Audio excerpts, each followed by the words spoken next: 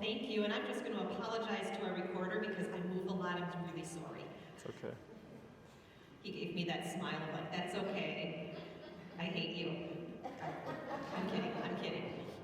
Well, welcome everybody. Thanks for coming today. This is a beautiful day, and it's hard to come inside when it's so nice out. So we're going to talk a little bit today about dementia, get a little bit of information, as well as answer any questions you have, get you maybe set up with any resources that you might need. And if you have questions while I'm going, please feel free to shout them out, and we can talk about them right away. Because I know sometimes when we're in presentations, we have a tendency to think of our question, and then try to hold it till the end, and then we don't remember what it was. Kind of like going to the doctor's office. We are going in for this one question, and we get there and we do all the things, and then we leave and realize we never asked the question. So happy to be here with you today, and what we are going to be doing is talking about a little bit about dementia, as well as a little bit about the understanding what's normal aging, and when might we want to worry, or think we need to worry. We're going to look at some of the signs. We're going to give you 5 key messages about dementia, and then we're going to learn strategies. What can we do? Because in all honesty, we probably all deal with this already, or we have in our life. And once we're dealing with it, it's hard. And it's hard to stay compassionate.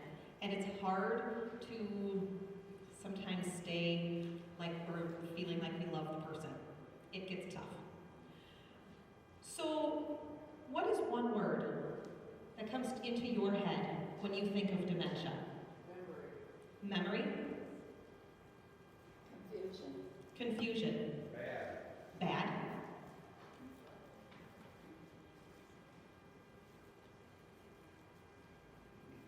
Yeah, we have a lot of thoughts and feelings when it comes to dementia.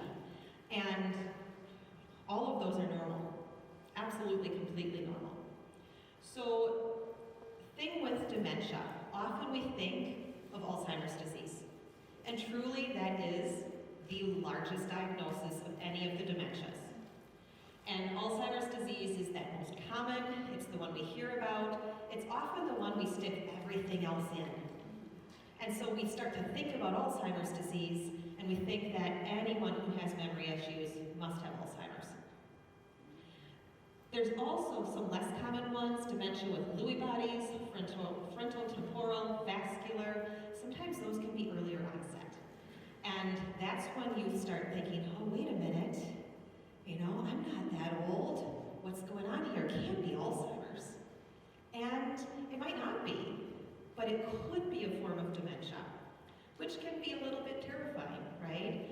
All of these, though, do have component of memory loss and some differences in what we do, how we think, how we feel. So what are some of those differences with normal aging and Alzheimer's? Now we have 10 here, and we're going to go through these, so if you have questions on this, please feel free to ask. And there's a thing here, so when you see me look down, I'm going to find that 13 more times today. So, first thing with early signs of dementia is memory loss that disrupts our normal daily life. Now this is where I start thinking, oh, wait a minute. Sometimes I run into someone in the grocery store, I'm like, shoot, what's their name? And I stand there and I do the nose thing with my husband, which is our sign of, I forgot this person's name, can you please introduce yourself to that person so I remember their name? We actually, if you see me doing that, that's seriously my trick. That's normal. That happens to all of us. Especially think about when you were a kid and you saw your teacher in the grocery store. That was the weirdest thing, right? Teachers don't belong in grocery stores. They belong in the school, teaching. What's this?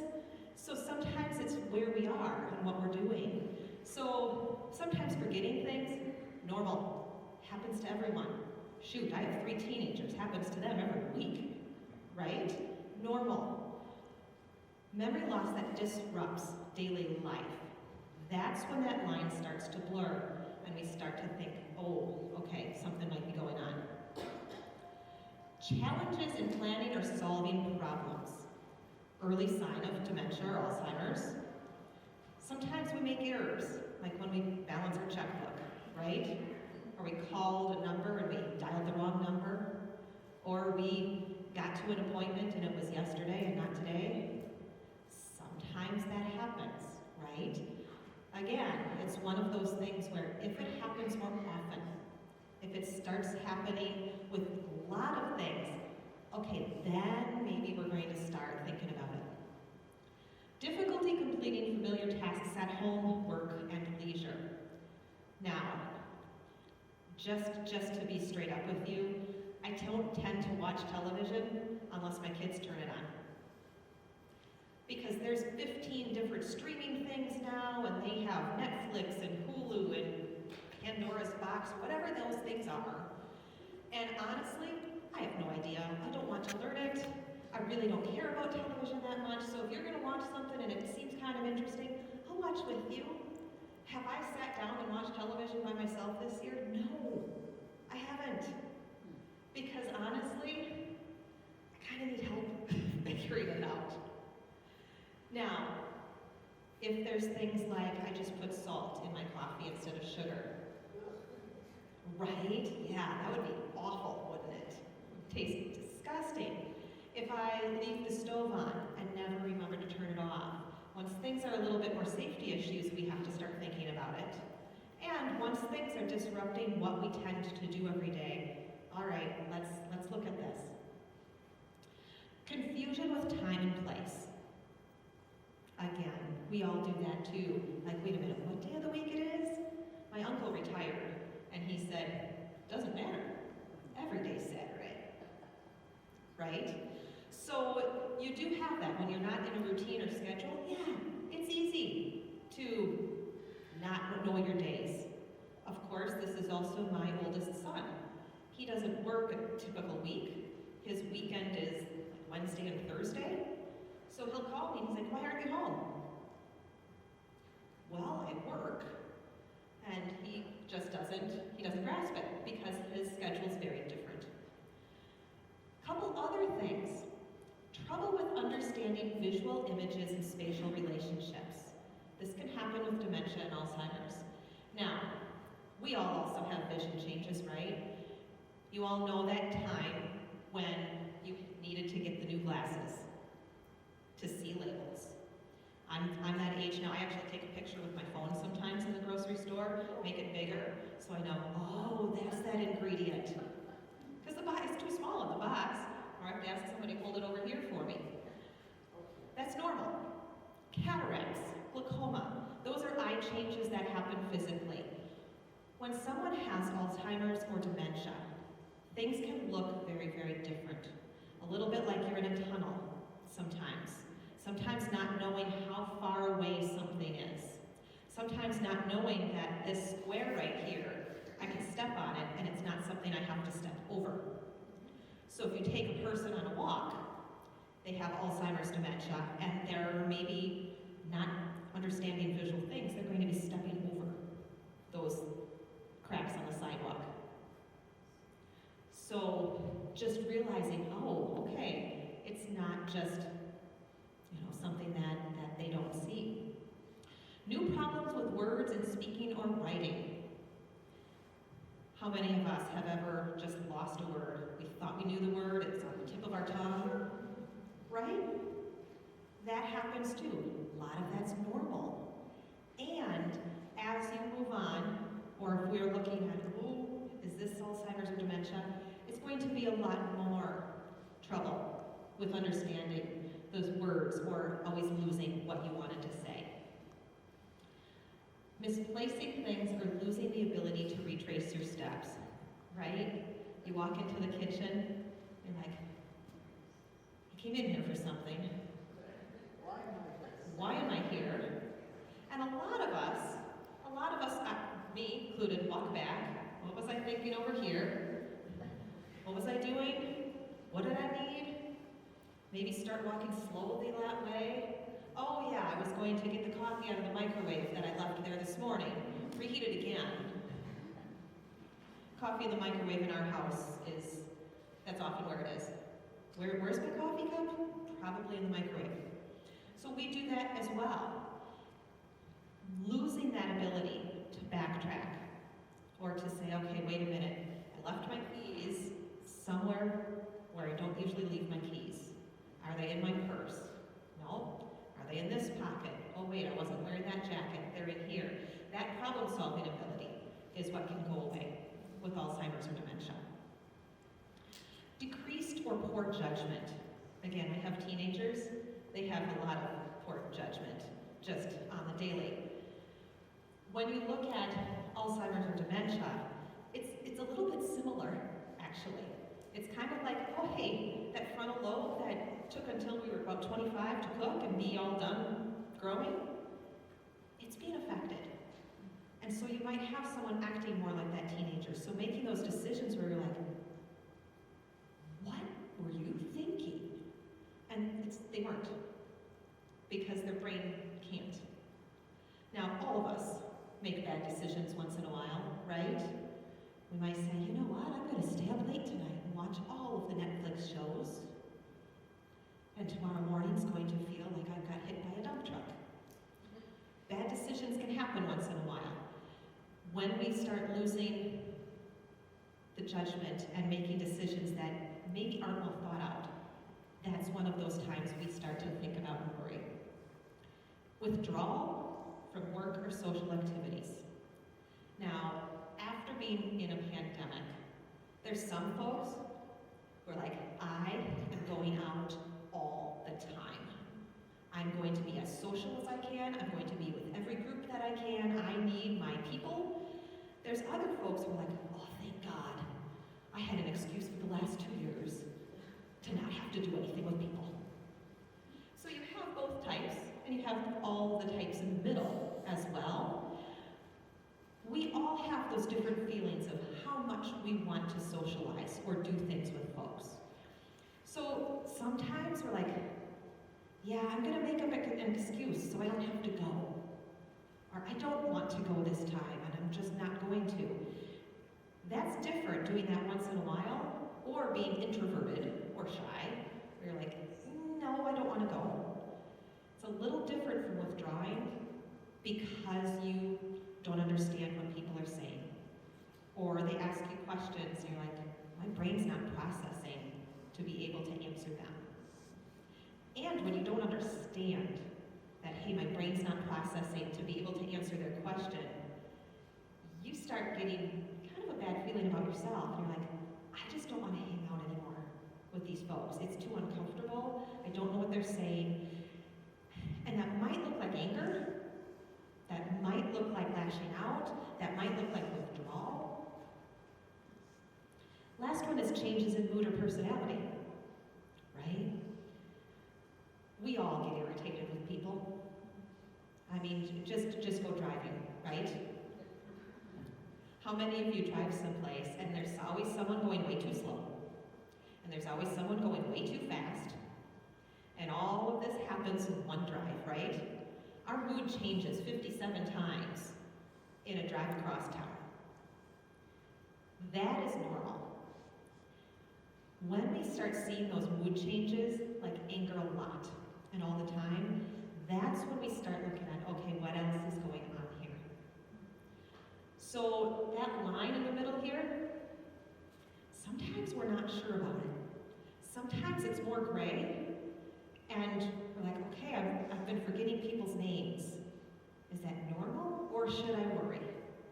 So normal aging, it just happens. It happens to all of us, right? Alzheimer's is going to be more consistent. It's going to probably be a little more marked than misplacing your keys once in a while. Any questions on these before we move forward?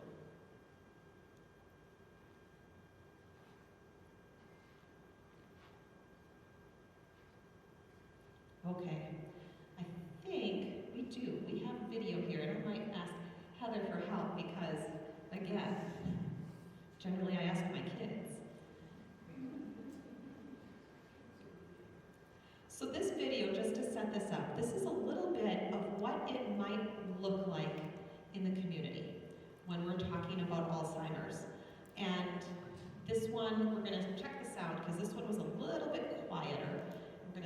how this works, and our fingers are crossed.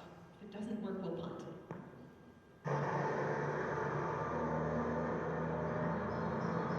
Yes, Davis, that's right. He's my father. I was told I need to book a follow-up appointment with Dr. Jenkins.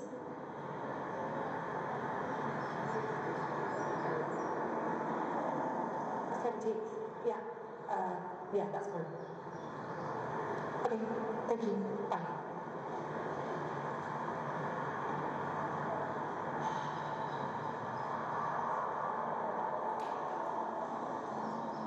Are you all right? Yeah, How far along are you? what? Well, I was just wondering how long. Sorry.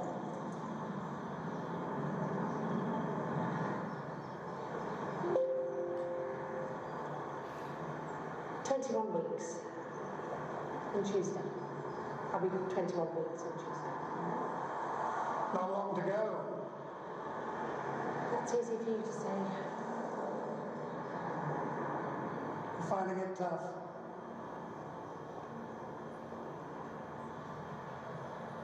This is tough to understand. You must be excited. Okay, so here's what's going on in this video. One, they have the bus sounds because, of course, they want to try to make it realistic, right? They're waiting for the bus. And they have this great English accent, which doesn't come across on there very well. So, we'll skip that. Here's what happened in that video. The woman who was pregnant was sitting there. She's making doctor's appointments, waiting. The older gentleman is asking her, when are you due? You know, how's the baby? The family must be so happy. Oh, you know, and it's talking to her.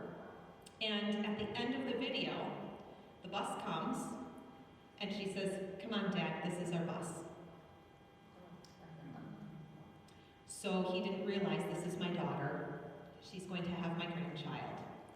So you get that caregiver perspective, right?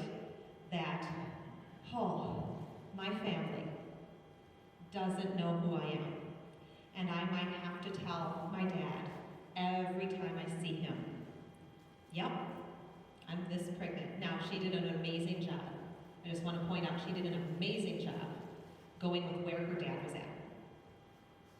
And one of the things that happens with dementia Alzheimer's is that memory loss can really get frustrating.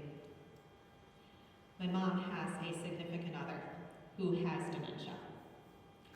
My mom's not real nice about it. I'm just going to admit that.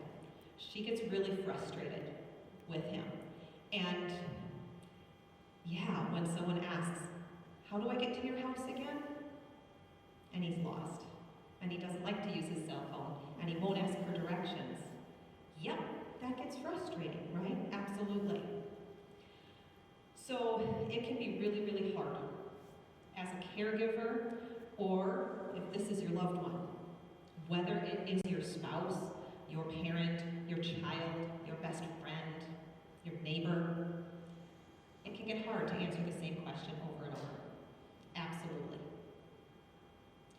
So, 5 key messages that I hope we all take away today, and that we can talk a little bit more about. Dementia is not a normal part of aging. That's one of the things that we hear a lot is, oh my gosh, I'm going to get old, I'm going to get dementia or Alzheimer's, and that's it. It's not a normal part of aging. It is a disease of the brain. I mean, just like Parkinson's, just like anxiety, just like celiac disease, these are all diseases that happen in our bodies. Dementia happens in our brain. It's not just about having memory problems. It has a lot of other symptoms, behaviors, problems, issues that go along with it. It is possible to have a good quality of life with dementia. It's just going to look different than you thought it was going to. And there's more to a person than dementia. I mean, as it gets nicer out here, I'm starting to sneeze more. allergies, right? I have allergies. That's not the only thing about me, right? Anyone who has dementia, they have dementia. It's not the only thing about them. Okay, we're going to try this one. This one is a video about what it might look like with a person who has dementia. So this one's going to be inside the mind and eyes of a woman who's trying to go to a doctor's appointment. So, and maybe Heather, if the sound doesn't work, we'll just ditch the sound and we'll pretend and I'll narrate it.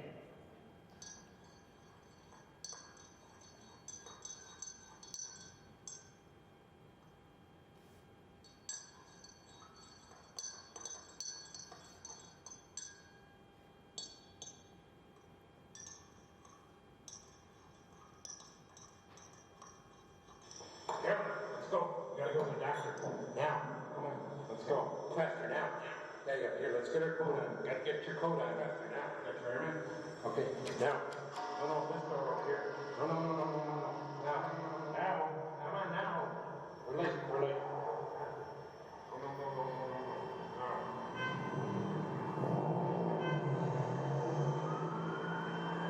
All right, here we are. Get out. I'll be right in. Okay, try to hurry a little bit. Can you hurry a little bit? We're late. Try to hurry.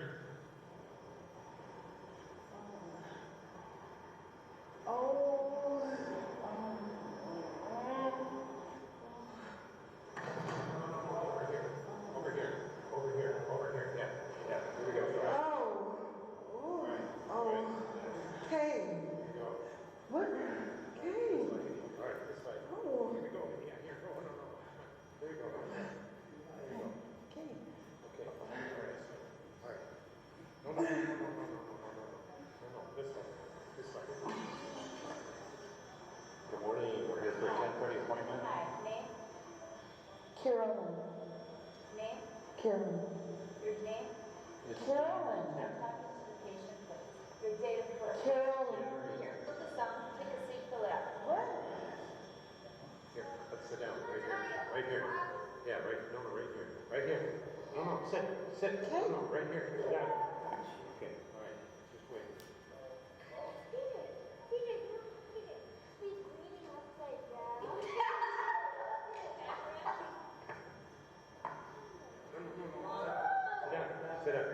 Sit down. Yeah. Sit. A simple routine visit at a doctor's office for somebody who has dementia can be quite intimidating. If the healthcare providers are familiar with what we refer to as dementia-friendly interventions, the experience of coming to the doctor can actually be a positive one for the person with dementia. We got a busy day today, but we're going to get a doctor's. Caregiving with kindness and compassion sets the tone for the day. Park the car. Options like valet parking reduce the stress in visiting the doctor. How are you doing? Consider caregivers as a I resource. have the paperwork here for you. You wouldn't mind filling that out? The doctor and the social worker will be right up shortly. Unfortunately, the doctor's running a little bit behind. Music reduces distractions and can be calming to a person with dementia. Yeah, it'd be a good idea. Did you want to go down? Understanding, tolerance, kindness, and patience can make all the difference in providing a positive experience during a visit to the doctor. For more assistance with caring for your loved one or a client with dementia, please call your local Aging and Disability Resource Center or the Alzheimer's Association at 800-272-3900. Thank you, Heather. Ooh, a little bit tough, wasn't it? And one of those things where you don't necessarily think, oh, if I calm down, if I take a stop and talk about this, this is what I can maybe help with, this is how we can do things. So a lot of times when we're looking at Alzheimer's, dementia, memory loss, we're looking at what is it that we can do, that I can do to make this easier for the person who has this. So what we saw there, just a visit to the doctor's office, had her partner started out with, all right, here's what we're doing today. At valet parking, right? Now, I don't know about you, but sometimes I think that valet parking is like a little bit pretentious, right? It's, oh, how fancy am I? Well, no, it really does help of, okay, I can stay with my person instead of dropping them off and saying, yeah, just hang out there, see ya, yeah. And those swirly doors, I don't like those on a good day. Those, I know they're supposed to keep the heat in or something like that, but man, if you think, if my vision's not good, if I'm confused, if I'm maybe not, balanced very well, think about what going through that door would look like. So just thinking about, all right, what are those things that I could do? And I have a little test for us in a second here. But first we have the bookcase story. So on our, what side is that, left, is the healthy brain. And if you think of your brain as a bookshelf, you get your books, when you're a kid, you get all those bottom shelves of emotion and love and acceptance, and then you start learning things, you start adding books to your bookshelf, and up at the top, that's your really high-powered judgment, processing, all of those really good decision-making brain parts. Well, think of dementia as a little bit like an earthquake. So your bookshelf in your house has an earthquake, and what happens to all of those books? They fall out. And if your bookshelf isn't attached to the wall, it's gonna rock. And when it rocks, if there's any engineers in here, I don't know if this is actually right because I'm not an engineer, but the top stuff falls out better and faster than the stuff on the bottom. So as that's swaying and as dementia progresses, your top shelves, those books are falling off. So facts, complex thinking, problem solving, making good decisions, that's not going to be there anymore. Here's what's really important to remember, because that's a really sad story until you get to this. The bottom bookshelf, still full. A person with dementia is always going to remember how you made them feel. They might not know you're their wife. They might not know you're their kid, but they know they felt good when they were with you. So if you only take one thing today, is no matter who you're with, they might not remember who you are, what you said, what your directions were, what they learned from you. They will remember how you made them feel. And that's going to be what's most important. You can be their new best friend every single day. And just an image of what our healthy brain looks like and what advanced Alzheimer's looks like. You can tell that everything within our brain does decrease in size. All of those pathways that we've developed our whole life to make things easier aren't necessarily there. I mean, think about just today, think about the way you drove here. Did you take the same route that you drove? I know you weren't here last week, the week before last. Do you take the same route every time? It's okay if you did. I do the same thing too. Every once in a while I change it up and it feels weird. Or if you decide, oh, I'm going to put the right sock on first instead of the left sock today, just try that tomorrow morning. Try putting your opposite sock on first. It feels weird, right? Those pathways in our brain are just like how we get to where we go, how we just have our routine. And when we stop that, when our brain says, oh, wait a minute, there's a detour here, we have to figure it out. And if you live near La Crosse, like I'm going to assume most of you do, last summer, what was it? There was absolutely no street to get from one side to the other that one day. There was a detour here, that was broken there, so the street was flooded and you couldn't get through. The street was closed for this. I was like, it's a sign, I can't go to work. And sometimes our brain does the same thing.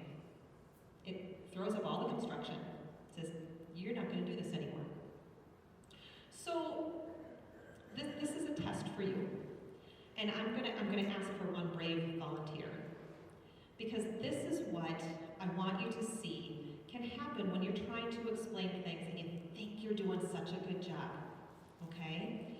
I'm just gonna ask one of you to give me the directions to put my coat on.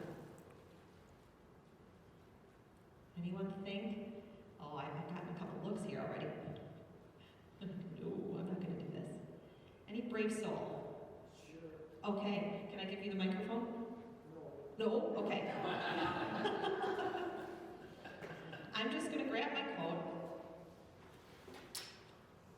I have a bunch of stuff in the pockets, but I'll pretend I don't.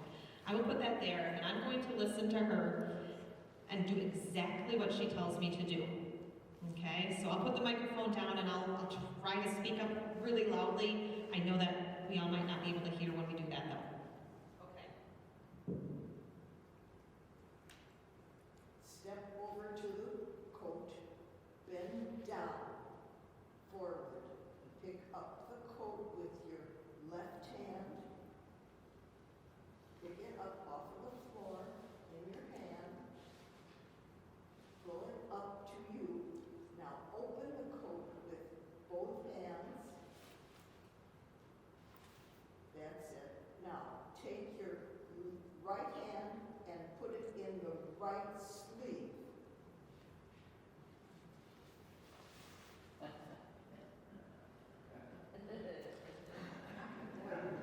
That one. Okay, but your coat has to be on the back of you, so you're going to have to take your coat off and put that in the other sleeve. Put that right hand in that other sleeve that's up high. That's it. Now, take and throw that coat, if you can, in the back of you.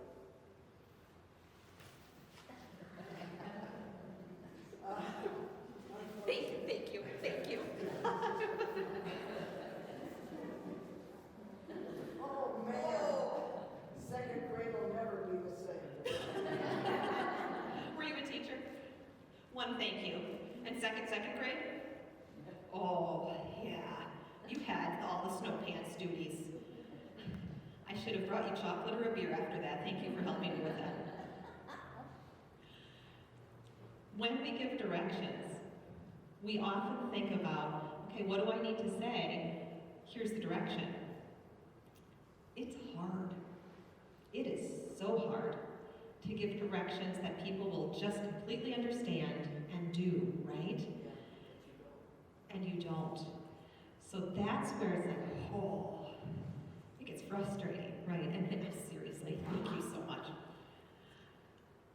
It's hard. And so it's also different with every person you do this with.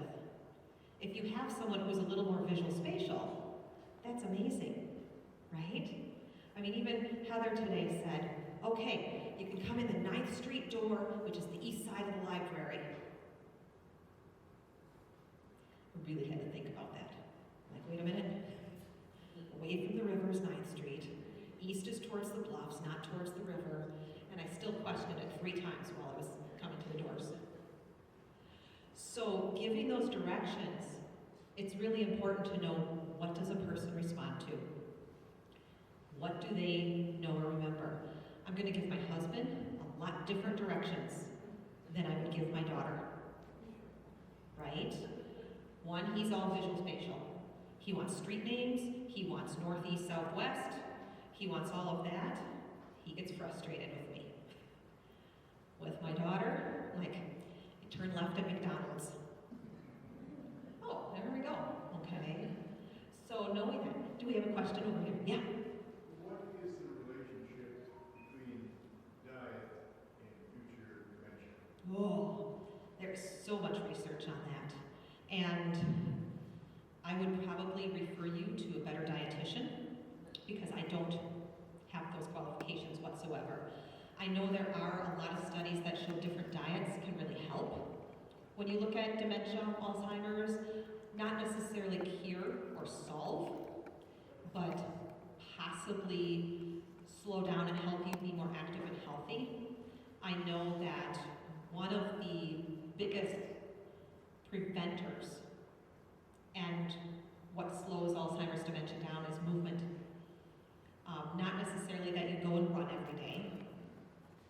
few, right? But it might be, can you get out and walk around the block? Can you, just move in whatever way is good? Diet, I would actually refer to your doctor or a dietitian, nutritionist that can really help with that. Because I know there are some different research studies that show a lot of different things. Of course, it also is, will a person eat that new diet? Right? Same thing if you have high blood pressure. Like, okay, ditch the salt. If you use salt your whole life, how easy is that going to be? So yes, amazing question there. Okay. We'll get to, and if you have any more questions, and if I don't know the answer, I'm going to tell you I don't know the answer. Couple tips for us. When we live, love, work with, our neighbors with someone who has dementia, dignity and respect are enormous. And it is hard to sometimes get that. Sometimes it's hard to give that. I mean, even just thinking of the doctor's office example, how many patients come in, how many patients, get confused. If you call the doctor now, I called the other week with a problem. The first person gets on the phone, I told her my whole life story. She's like, yeah, let me get the right department. Oops. Get to that department, tell them my whole life story again. Yeah, I'm gonna get you the scheduler. Poor scheduler gets on the phone, I'm like, I think I just need an appointment for this. Confusing them, right? All of these things that happen, and I'm sure that first person who answers the phone is like, oh, I got an oversharer again. Can't they just ask for the department they need? Dignity and respect can be hard. Be aware of your feelings. Now I know we're in the Midwest, and I know in the Midwest we have a tendency, when asked, hey, how are you doing? I'm fine. Generally, we're anything but fine, right? Generally, we are expert stuffers of our emotions.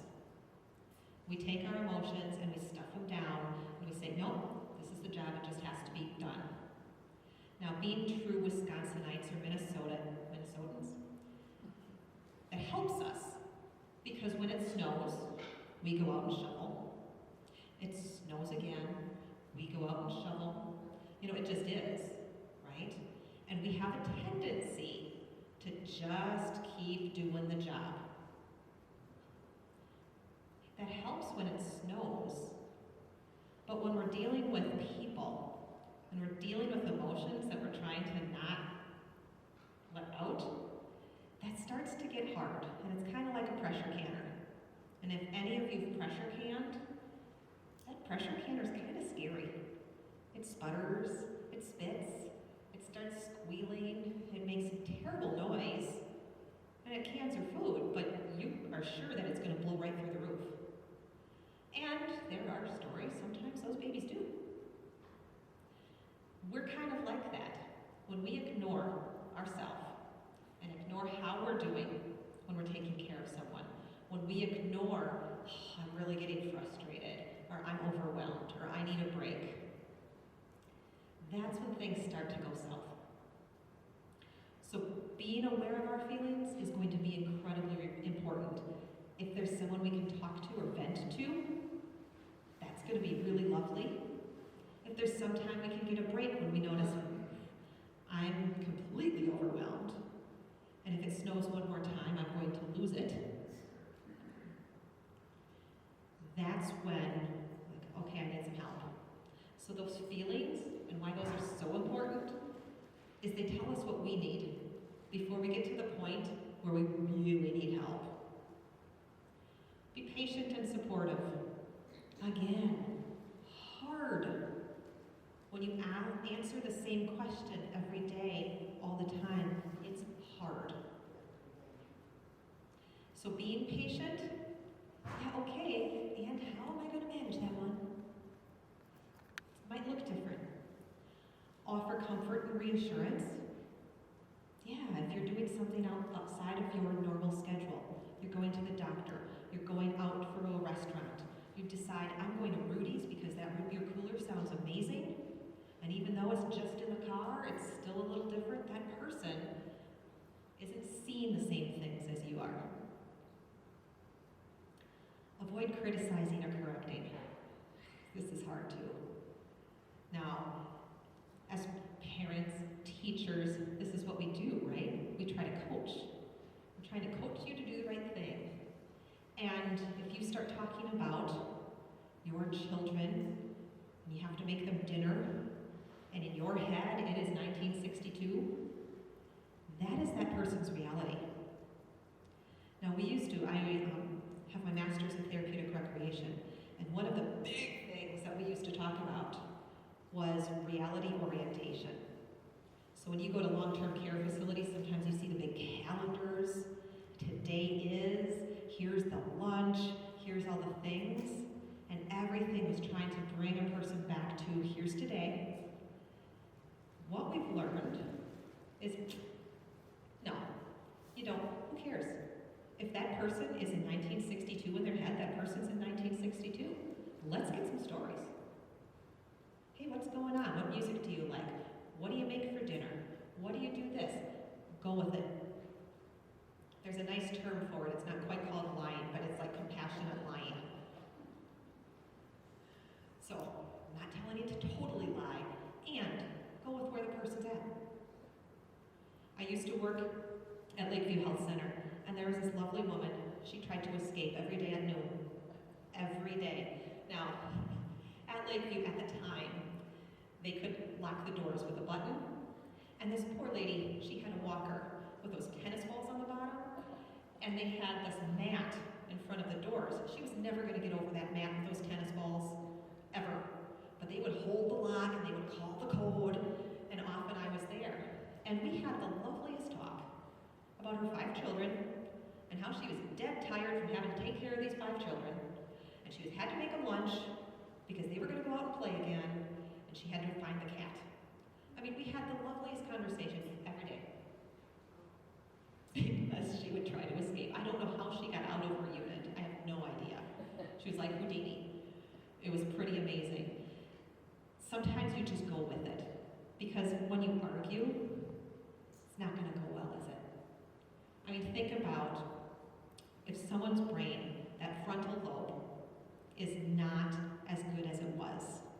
You can kind of think of them as thinking like a teenager, or thinking like an 11-year-old, or a 2nd grader, or depending on how severe their dementia or Alzheimer's is. Think about it like, how would I talk to them if they were young? And not like if they were 8, but thinking about them as, all right, what would this person as a young child need and want? Because again, that bookshelf, all of those feelings that they needed as a kid, as a child, still there. Sometimes offering a guess. Sometimes every single one of us likes this, right? Like, yeah, you know, that restaurant, the one that only opens in the springtime, and you have to click the button for the person to answer, and you stay in your car and you eat. And all of you are thinking A&W or Rudy's right now, or maybe. But if I couldn't think of that, you're like, are you thinking of A&W? No, that other one. Rudy's? Okay, there we go. Sometimes helping guess can work. Sometimes it makes the person mad. So it's a little bit. And then encourage nonverbal communication. We heard that oftentimes a person with Alzheimer's or dementia starts to withdraw, right? Socializing is too hard. So what they might do is they might start withdrawing, but if they give you a nod, or give a hug, or a handshake, anything like that, that's still communication. mean, if you think of toddlers who don't speak yet, or babies, we still communicate with them, right? Same thing with anybody who's nonverbal. They still can communicate. It's just going to look different. So that smile is huge. Absolutely huge. I am one of those crazy runners in the morning, and I tell you, anybody that I was also crazy and running in the morning, I will smile at and say good morning, because you never know. It can maybe help them, right? So, a couple resources for you, and I have a couple sheets of some different dementia programs in the community. A lot of different things going on. One of the best places to call is the ADRC. And I have their phone number up there. They do have dementia specialists. They do different programs. They have a lot of things. They can come in and do brain checks. So their phone number locally is 608-785-5700. The other thing that we have here is the City of La Crosse Park and Rec has a lot of amazing programs. And some of them are social, some of them are dementia, some of them are Parkinson's, and their number for a program is 608-789-7533. I'll keep that up there. I see some of you feverishly writing things down. Both of those have some programs where there's some support groups, there's some different things to do, there's programs for caregivers, there's programs for the individual who has dementia or memory loss. Okay, so just a quick review of the 5 messages. There's a lot more to a person than dementia. And while it's probably the thing we focus on, it's also a part of who they are, right? And then turning your understanding to action. Now, this slide, I'm just going to admit, is probably very novice for this group. You're like, yeah, duh, Heather. Of course we do this stuff. And a lot of times, this presentation is really for folks who want to understand dementia better. So we try to give this to businesses. We try to give this to people in the bank. So hey, if you have someone who comes into the bank and is confused, here's maybe how you could be not a jerk. Because it's hard. People just don't know, right? So we've often, too, given this presentation to kids. Because one of the things that we sometimes don't think about is grandchildren. And when grandchildren come and visit grandma or grandpa and they're different, or they yell at them, or something happens, kids don't necessarily understand that. So saying, hey, here's what you might be able to do. So some of those things is really just acquainting yourself a little bit more with it. And in fact, smiling and saying hello to someone sometimes can be the best thing. I mean, truly, if we're in the clinic, right? I think all of us go to the clinic. It's something that's like, I have to be here, and I have to do this, and I'm a little bit grumpy, and I might be irritated. Everyone else is probably in the same boat, right? And if you smile, sometimes that can make the world of difference to a person. Okay, this is your time for questions. We have about 5 minutes for questions.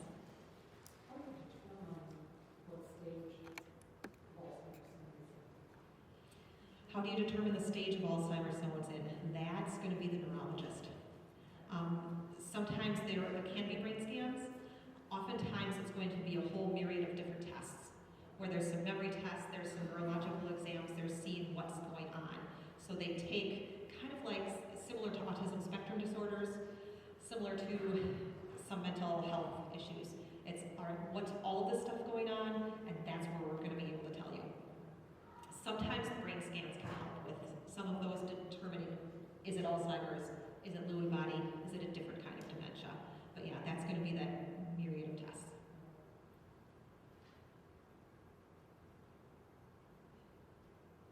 Yeah. Can you talk just a little more about what that Lewy body business is about? Oh. That is a huge one. First of all, let's ask this room, because I have a feeling there's some people who know more than I do in here. Anybody have experience or knowledge of Lewy bodies in here? What was the question?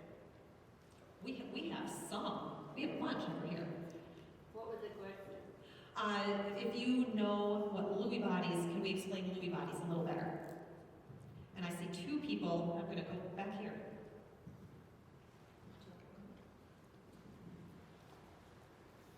What do you want me to do? Talk a little bit about Lewy bodies. Okay, my husband has been diagnosed with Lewy body, and Lewy body is a collection of, I forget exactly what the brain, clusters of things that destroy parts of his brain, and so that it doesn't function the way it should. It is related to Parkinson's. He has a lot of the symptoms of Parkinson's. But it's not Parkinson's. Thank you. And wait, there was going up here too. Are you willing to take the microphone this time? Did you have more on Lewy bodies? I just know somebody who has. You know somebody who has it. Okay. So some symptoms similar to Parkinson's. It's more with the myelin sheaths, I think, and it has some different symptoms. So it's another collection of symptoms. So is it shuffling as well? Yes. With the shuffling? Okay. Yep, you would have shuffling with that. And that's too where you get, okay, all of these squares here, right? People are shuffling. Can I shuffle over that? So it's one of those things where we think about in our house, is my house safe? I mean, if we've taken any of the fall prevention stuff, they tell you to get rid of all of your rugs, right? You have the rug in front of the sink for when your sink decides to squirt water all over the place. Sometimes that rug can be a tripping hazard, right? For someone who has dementia, it might be that visual spatial, or it might be, I just can't lift my feet up anymore because my brain doesn't have the pathway to tell me, lift it up.